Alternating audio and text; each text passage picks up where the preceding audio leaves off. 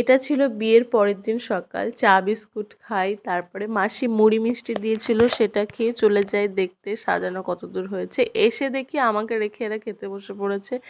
তারপরে আমি একা একাই বসে খেয়ে এখানে গুছিয়ে নিয়েছিলাম। গোছানোর পরে এই যে পুরো কমপ্লিট হয়ে গেছে সাজানো।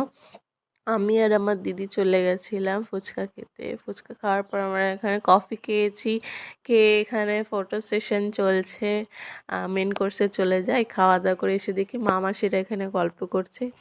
এটা হলো বরের ভাই। তারপরে এখানে কাজিনরা কি বলছিল জানি না। মা মাসি দিদি সবাই ছিল এখানে, গল্প হাসি ঠাট্টা করছিল। এই যে আমার ভাই আর ভাবি। আর এই বাচ্চাটা কেন হলো জানি না, ভুলে গেছি। স্মৃতিশক্তি এত লোপ পাচ্ছে কি বলবো। বাড়ি যাওয়ার উদ্দেশ্যে বেরিয়ে পড়ি। আমার ফ্রেন্ড ছিল আমাদের স্টেশনে। স্টেশনে পৌঁছে এই যে আমার মা, দিদি আর বোন।